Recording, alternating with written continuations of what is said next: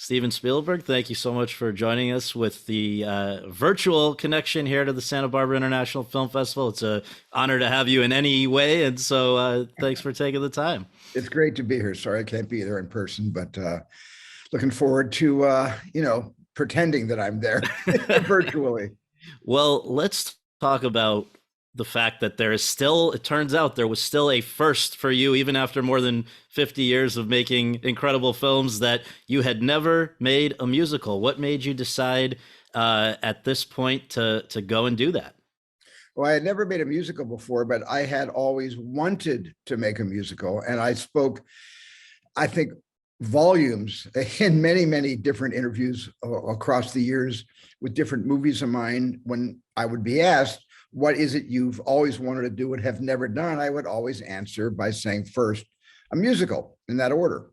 I also every once in a while would say a Western, Yes. but it was a musical that I've always, I love the form. I've seen every musical, I think, that Hollywood ever produced. I'm first in line to look at musicals when they come out, the contemporary musicals that are made today. I just love the format, and I love the amount of sort of new hats that performing artists have to wear to qualify to be in a musical. They have to be able to act, of course, but they have to be able to dance and they have to be able to sing. And I had not ever been in those latter two categories before, except, every once in a while I do a little scene in a movie like 1941. We had the dance at the USO Club, the riot that turned into a riot. And then I think in Ready Player One, we had a little To Staying Alive, or a little zero gravity dance. And of course, the film I met my wife on, Indiana Jones and the Temple of Doom, began with a dance choreographed by Danny Daniels. So this has been kind of on the horizon, waiting for me to get to it. Well, if you're going to do a musical, it is quite ambitious to then decide to not remake, I know, but to reimagine one as well known and beloved as West Side Story. Why go in that direction versus something where maybe the bar isn't quite that high right out of the gate? Well, I think I had always felt, such a passion for the first musical that had ever been brought into my life as a 10-year-old, when my mom and dad bought the original 1957 Broadway album, the actual recording of the original Broadway show. And that was the first musical that I really ever heard. And I remember within 2 weeks, I had all the songs memorized as a kid. And that has just always been with me. And then, of course, I've seen several stage productions along the way. And then when Robert Wise came out with his film in 61, that he co-directed with Jerry Robbins, I thought it was just a masterpiece. It was one of the greatest musicals ever put to the screen. And yet at the same time, after 60 years, and with it being performed thousands of times, it's still a musical that for me is arguably, well, not arguably for me, but for me, it's the greatest Broadway musical ever mounted on the boards, with the possible exception of my other favorite musical, Porgy and Bess, Yes. which is the first great American opera. And so this was not hard for me to pick West Side Story as my first musical. It was hard for me to convince my friends that I wasn't insane. I hadn't lost all of my faculties, and I had to be tied to a Western to get me out of that genre into a safer one. I ran up, very few people supported me in this. One of the people who supported me in doing this was my wife, Kate, and Christy McCosco, and Tony Kushner. Yes. And in a sense, that's sort of what gave me, the courage to at least attempt this reimagining. And I think my sense is that, I guess we should first note that of the original principal figures involved with West Side Story, Stephen Sondheim was the only one who was still around when you were making this. And it seems like he was very enthusiastic about your vision for it, about, telling this story with an authenticity that it's rarely had, if ever, before in the terms of having Latino and Latina performers portray Latino and Latina characters. What a crazy idea. But can you talk about why that was important to you and how it affected your really a massive casting search? Well, it was determined at the very outset that if I was going to do West Side Story, I did not want to cast, white actors, American white actors to basically, and I'm not saying that my job was to correct the mistakes made, the cultural mistakes or oversights made in 1960. That wasn't my job. I was taking no responsibility for their decisions. And I wasn't defending or coming out against their decisions way back in 1960. I was simply saying in this day and age, it would be unconscionable to make West Side Story without a Latinx cast. Yeah. And that was the requirement. You had to qualify to play Bernardo, Anita, and Maria, and others in our cast, members of the Sharks. You simply had to be of Latinx descent, and that was the most important thing at the outset. And in fact, once you had cast these, through an extensive process, these amazing fresh faces, Ariana DeBose, who everybody's fallen in love with, along with Rachel Zegler and others.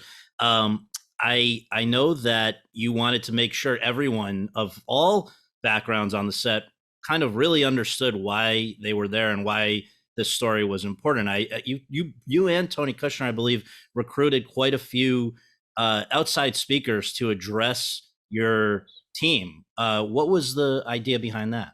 Well, it was a 3-month rehearsal process, and during that rehearsal process, where Justin Peck was devising the choreography, and we had a lot of time to make everyone understand our approach to this material, why it was so important today. The relevance of West Side Story is actually more critically important today than it was 60 years ago. It's simply because of the changing times and the amount of xenophobia and the amount and just the amount of rage and hatred between people who never hated each other as deeply as they seem to be allowing themselves to feel today. And I felt the West Side Story is a story of love and hate. And it is one of the most definitive stories about love and hate, and how love can, conquer all divides, and people will just stop and talk about it, get into conversations about it, as opposed to acting out about it. And that was, so we had people coming in from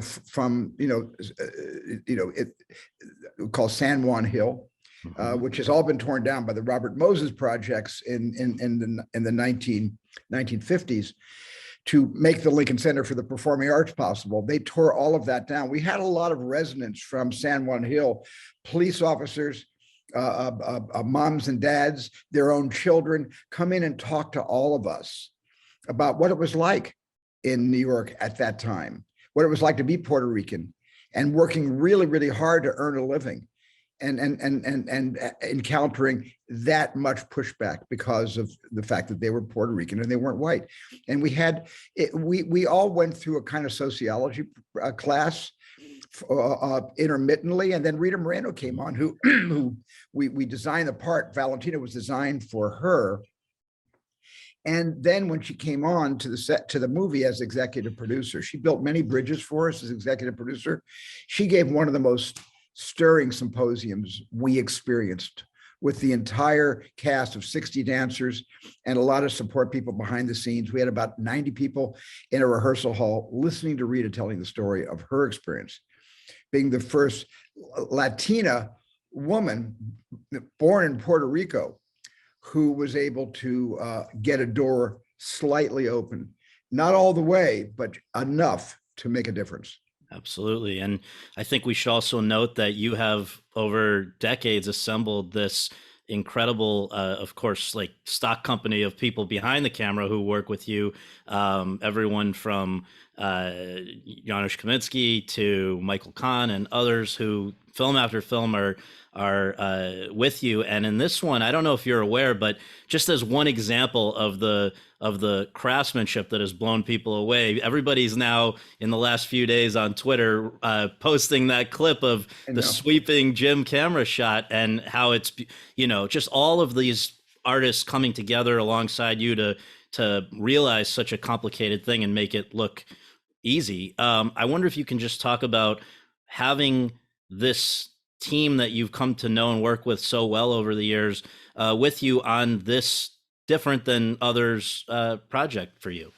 Well, everyone, when they first start out, they put together their crew as they're putting together their cast, and they become a team. But in this case, with me, I put together a family, Yeah. an extended family, starting with Michael Kahn, the film editor who co-edited West Side Story with Sarah Brochard. And Michael started with me in 1976 on Close Encounters. And he's done every film but one of mine since then. And of course, Janusz Kaminski, I hired to do Schindler's List in 1993. And he's done every movie I've directed since that time. And John Williams, who is thanked in our because John Williams was responsible for coordinating Gustavo Dudamel and giving me advice on how to mount a musical, which I had never done before. And Johnny had done that with Fiddler on the Roof. And so, these are people. Mike Christy McCosco has been with me for 24 years. I mean, this is a real wonderful family. Adam Stockhausen, who did the production design. We did Bridge of Spies together, and then we did Ready Player One, very challenging film that he did.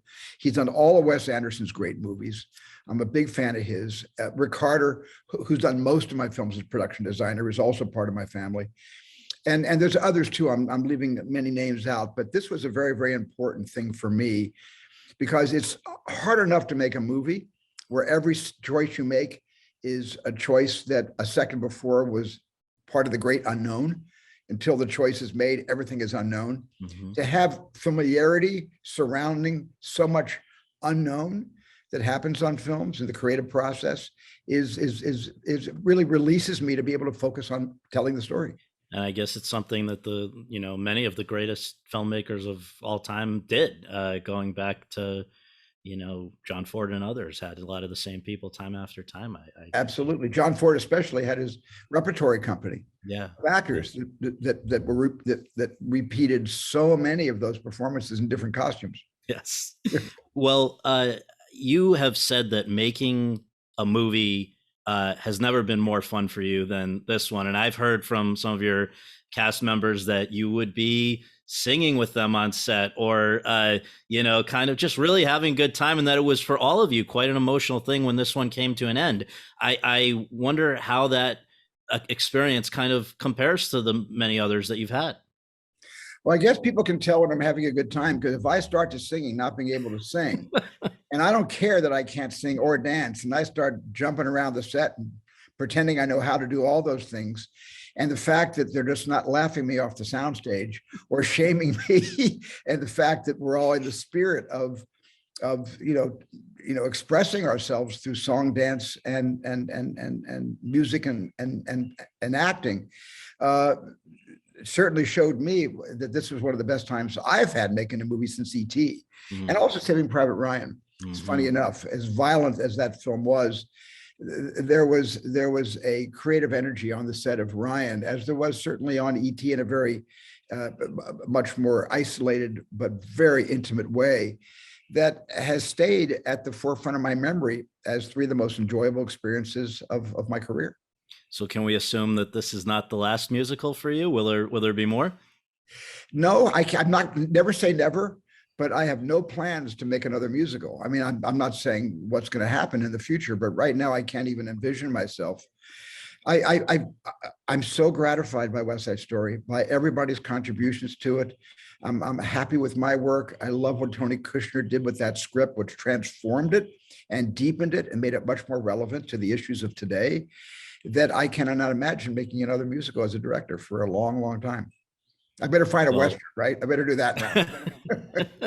Well, thank you so much for all of the wonderful work over the years, of course, and especially this. And thank you for taking the time to talk with us. It's my pleasure, Scott. Thank you so much for talking to me. And have a great festival out there in Santa Barbara.